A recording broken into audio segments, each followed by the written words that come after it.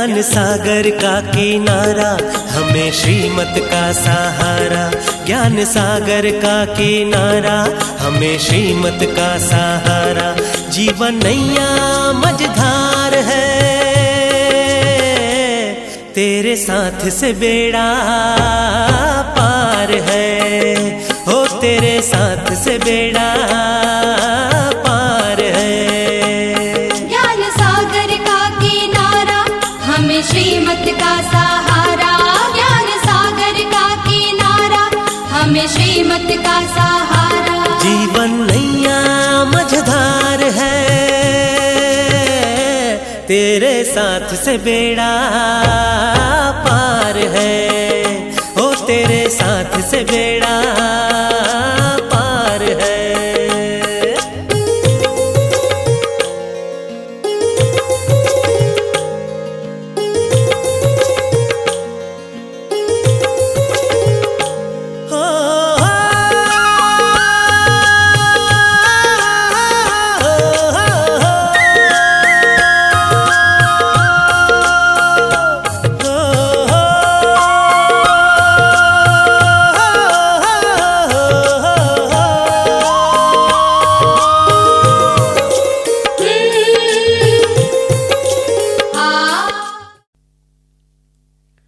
ओम शांति।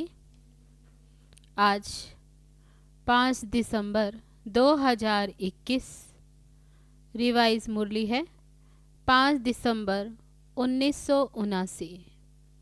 अव्यक्त बाप दादा के महावाक्य हैं, सदा प्रसन्न कैसे रहें।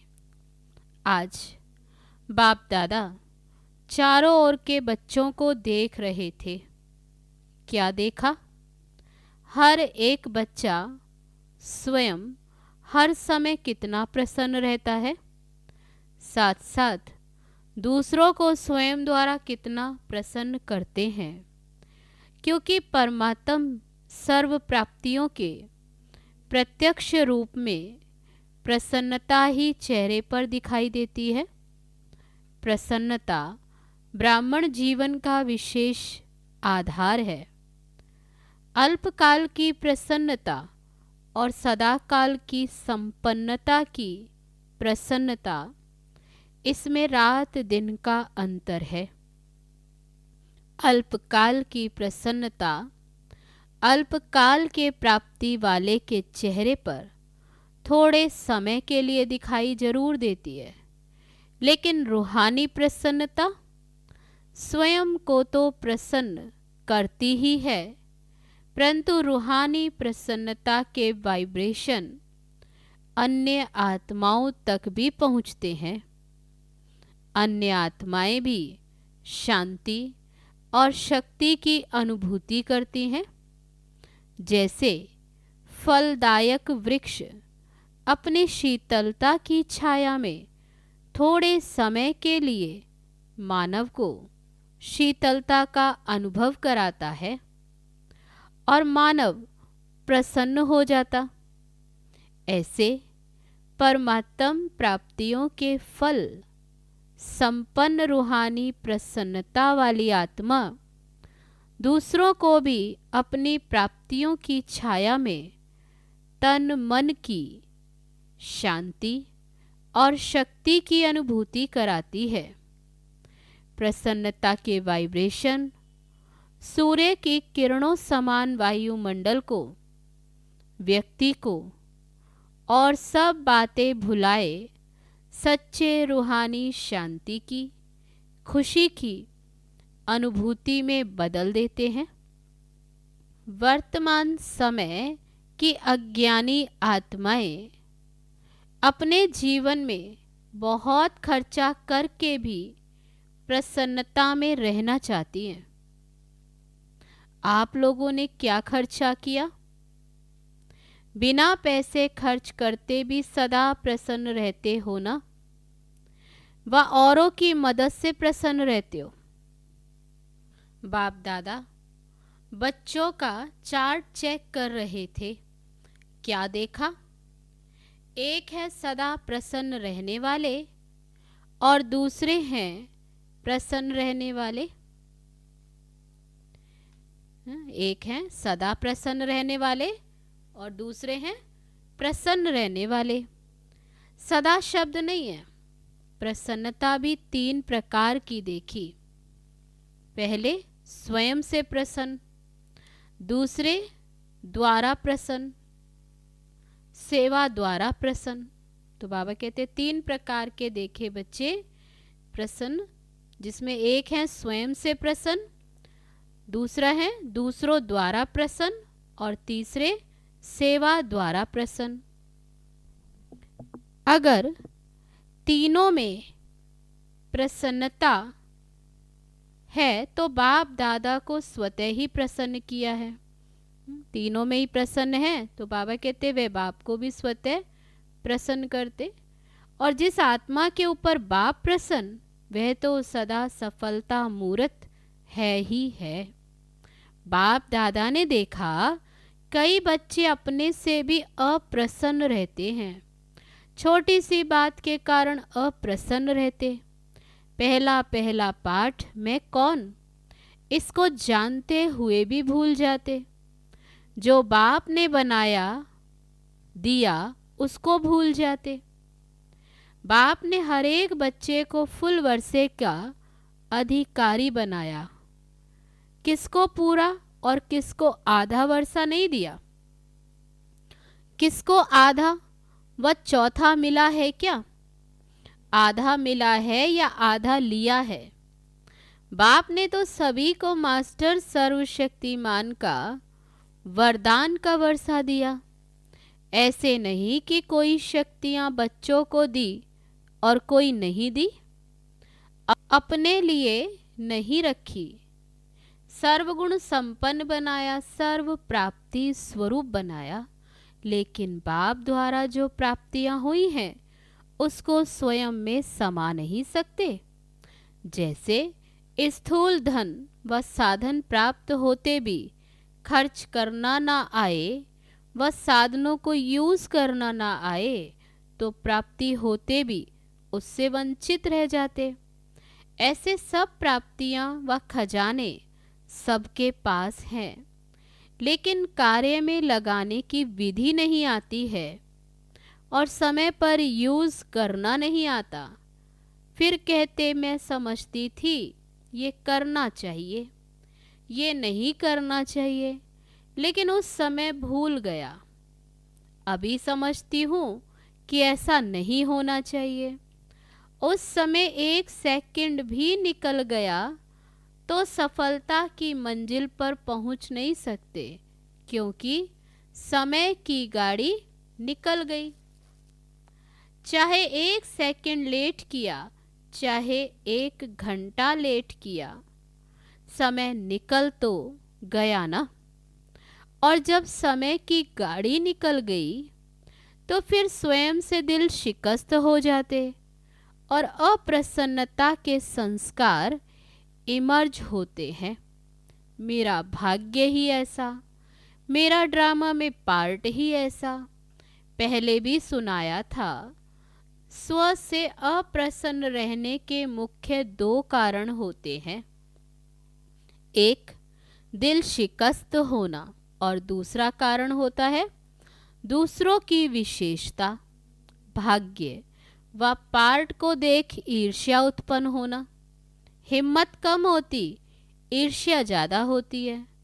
दिल शिकस्त भी कभी प्रसन्न नहीं रह सकता और ईर्ष्या वाला भी कभी प्रसन्न नहीं रह सकता, क्योंकि दोनों हिसाब से ऐसी आत्माओं की इच्छा कभी पूर्ण नहीं होती और इच्छाएं अच्छा बनने नहीं देती, इसलिए प्रसन्न नहीं रहते। प्रसन्न रहने के लिए सदा एक बात बुद्धि में रखो कि ड्रामा के नियम प्रमाण संगम युग पर हर एक ब्राह्मण आत्मा को कोई न कोई विशेषता मिली हुई है। चाहे माला का लास्ट 16,000 वाला दाना हो, उसको भी कोई ना कोई विशेषता मिली हुई है। उनसे भी आगे चलो, 9 लाख जो गाए हुए हैं उन्हें भी कोई ना कोई विशेषता मिली हुई है। अपनी विशेषता को पहचानो। अभी तो 9 लाख तक पहुँचे ही नहीं हो, तो ब्राह्मण जन्म के भाग्य की विशेषता को पहचानो और कार्य में लगाओ। सिर्फ दूसरों की विशेषता को देख करके दिल शिकस्त व ईर्ष्या में नहीं आओ। बाबा कहते, लेकिन अपनी विशेषता को कार्य में लगाने से एक विशेषता फिर और विशेषताओं को लाएगी। एक विशेषता अनेक विशेषताओं को लाती। एक के आगे बिंदी लगती जाएगी तो कितने हो जाएंगे? एक को एक बिंदी लगाओ तो 10 हो जाता। दूसरी बिंदी लगाओ तो बाबा कहते 100 बन जाते। तीसरी लगाओ तो 1000। ये हिसाब तो आता है ना। कार्य में लगाना अर्थात बढ़ना। दूसरों को नहीं देखो, अपनी विशेषताओं को कार्य में लगाओ।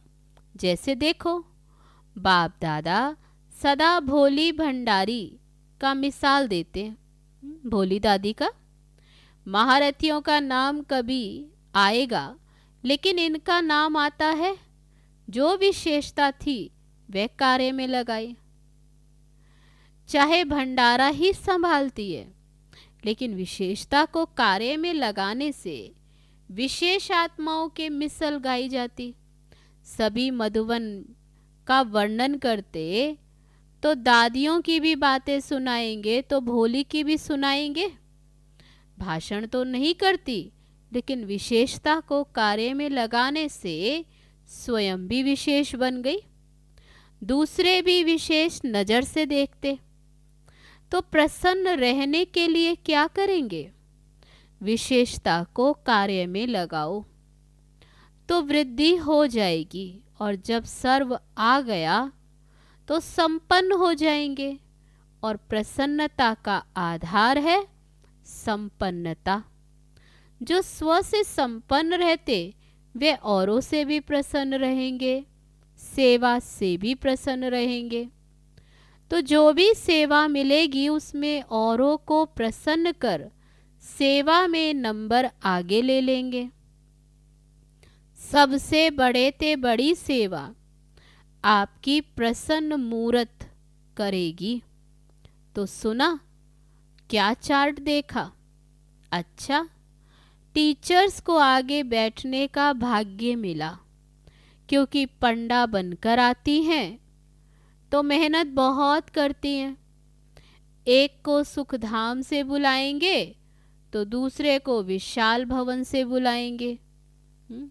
बाबा के घर में आकर कहाँ कहाँ अलग अलग भवन में रहते हैं, तो बाबा कहते फिर टीचर्स को कितनी मेहनत करनी होती है कहाँ कहाँ से बुलाने में। एक्सरसाइज अच्छी हो जाती। सेंटर पर तो पैदल करती नहीं हो। जब शुरू में सेवा आरंभ की तो पैदल जाती थी ना। आपकी बड़ी दादियाँ भी पैदल जाती थी। सामान का थैला हाथ में उठाया और पैदल चली। आजकल तो आप सब बने बनाए पर आए हो, तो लक्की हो ना। बने बनाए सेंटर मिल गए, अपने मकान हो गए। पहले तो जमुना घाट पर रही थी, एक ही कमरा, रात को सोने का और दिन को वो सेवा का होता था।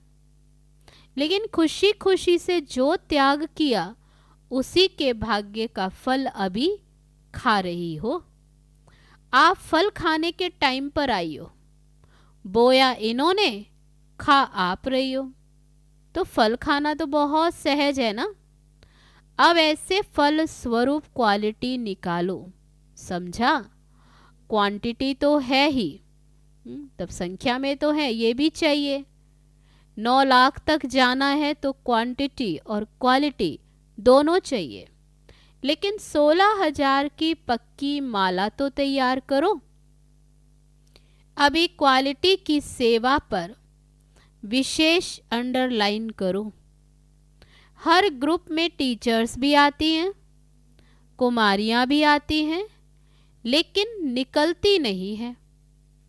मधुबन अच्छा लगता है, बाप से प्यार भी है, लेकिन समर्पण होने में सोचती हैं।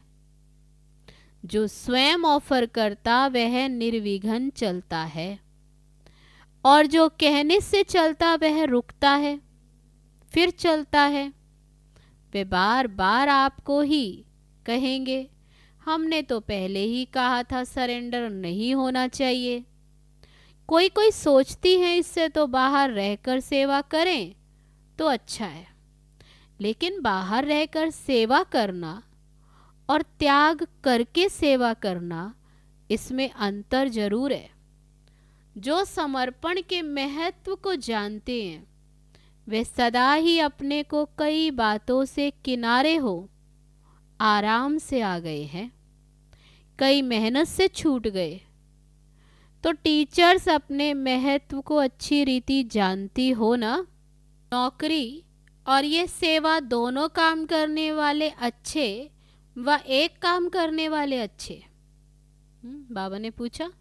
उनको फिर भी डबल पार्ट बजाना पड़ता है, भल निर्बंधन है फिर भी डबल पार्ट तो है ना। उनको फिर भी डबल पार्ट बजाना पड़ता है, डबल पार्ट तो है ना। आपका तो एक ही पार्ट है, प्रवृत्ति वालों को 3 पार्ट बजाना पड़ता है, एक पढ़ाई का, दूसरा सेवा का, और फिर साथ साथ प्रवृत्ति को पालने का। आप तो सब बातों से छूट गई।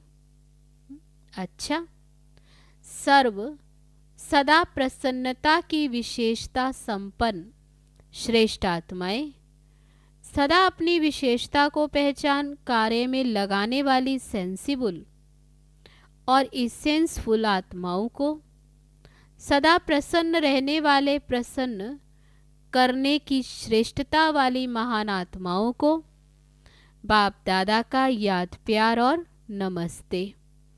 हम रूहानी बच्चों की रूहानी बाप दादा को नमस्ते नमस्ते। ओम शांति। अब है आगरा राजस्थान जोन से अव्यक्त बाप दादा की मुलाकात।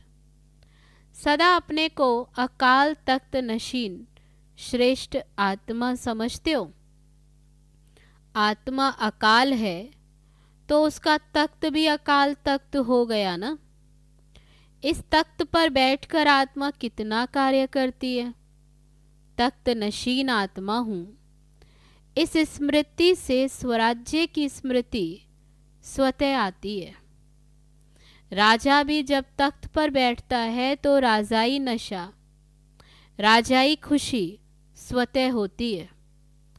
तख्त नशीन माना स्वराज्य अधिकारी राजा हूँ। इस स्मृति से सभी कर्मेंद्रियां स्वतः ही ऑर्डर पर चलेंगी।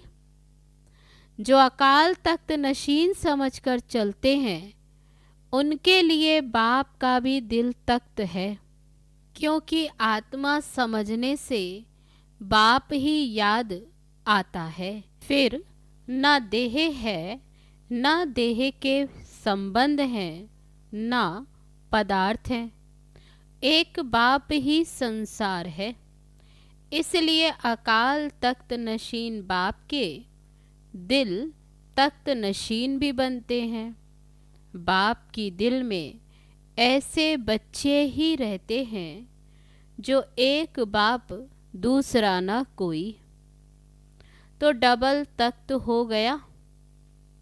जो सिकी लदे बच्चे होते हैं, प्यारे होते हैं, उन्हें सदा गोदी में बिठाएंगे, ऊपर बिठाएंगे, नीचे नहीं। तो बाप भी कहते हैं तख्त पर बैठो, नीचे नहीं आओ। जिसको तख्त मिलता है वह दूसरी जगह बैठेगा क्या? तो अकाल तख्त व दिल तख्त को भूल देह की धरनी में, मिट्टी में नहीं आओ। देह को मिट्टी कहते हो ना, मिट्टी में मिट्टी मिल जाएगी ऐसे कहते हैं ना। तो देह में आना अर्थात मिट्टी में आना। बाबा कहते हैं जो रॉयल बच्चे होते हैं वे कभी मिट्टी में नहीं खेलते, परमात्म बच्चे तो सबसे रॉयल हुए। तो तख्त पर बैठना अच्छा लगता है या थोड़ी थोड़ी दिल होती है? मिट्टी में भी देख ले। कई बच्चों की आदत मिट्टी खाने की व मिट्टी में खेलने की होती है। तो बाबा कहते हैं ऐसे तो नहीं है ना। 63 जन्म मिट्टी से खेला, अब बाप तख्त नशीन बना रहे हैं। तो मिट्टी से कैसे खेलेंगे? जो मिट्टी में खेलता है वह मैला होता है। तो आप भी कितने मैले हो गए। अब बाप ने स्वच्छ बना दिया। तो सदा इसी स्मृति से समर्थ बनो। शक्तिशाली कभी कमजोर नहीं होते।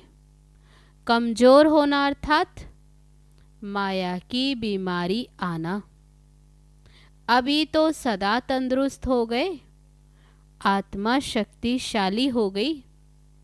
शरीर का हिसाब किताब अलग चीज है, लेकिन मन शक्तिशाली हो गया ना। शरीर कमजोर है, चलता नहीं, वह तो अंतिम है, वह तो होगा ही। लेकिन आत्मा पावरफुल है। शरीर के साथ आत्मा कमजोर ना हो तो सदा याद रखना कि डबल तख्त नशीन सो डबल ताजधारी बनने वाले हैं। अच्छा, सभी संतुष्ट हो ना। संतुष्ट अर्थात प्रसन्न।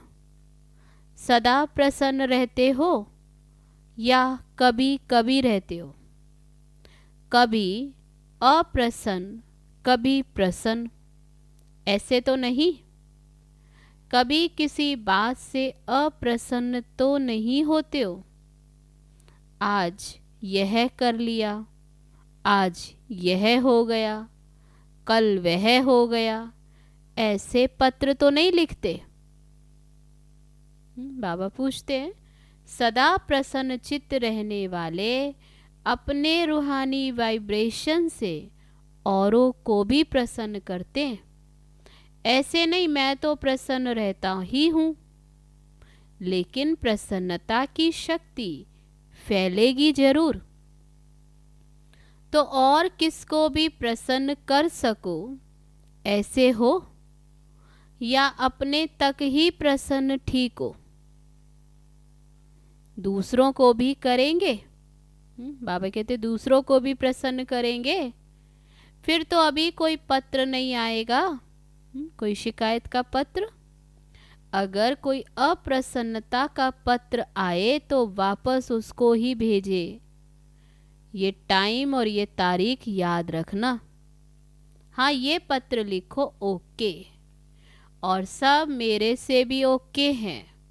ये 2 लाइन लिखो बस। मैं भी ओके और दूसरे भी मेरे से ओके हैं। इतना खर्च क्यों करते हो? ये 2 लाइन कार्ड पर ही आ सकती हैं और बार बार भी नहीं लिखो। कई तो रोज कार्ड भेज देते हैं। बाबा कहते रोज नहीं भेजना, मास में 2 बार 15 दिन में एक ओके का कार्ड लिखो और कथाएं नहीं लिखना। अपनी प्रसन्नता से औरों को भी प्रसन्न बनाना।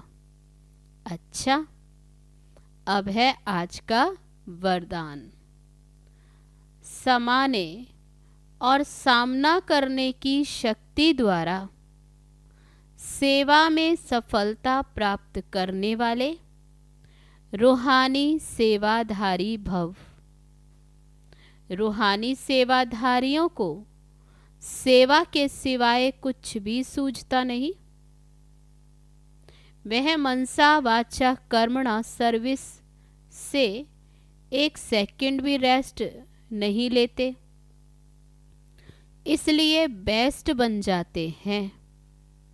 वे सेवाओं में सफलता प्राप्त करने के लिए सदा यही स्लोगन याद रखते कि समाना और सामना करना यही हमारा निशाना है। वे अपने पुराने संस्कारों को समाते हैं और सामना माया से करते, न कि दैवी परिवार से। ऐसे बच्चे जो नॉलेजफुल के साथ साथ पावरफुल भी हैं, उन्हें ही कहा जाता है रूहानी सेवाधारी। अब है आज का स्लोगन, छोटी बात को बड़ा नहीं करो, वातावरण को शक्तिशाली बनाओ। अच्छा, ओम शांति।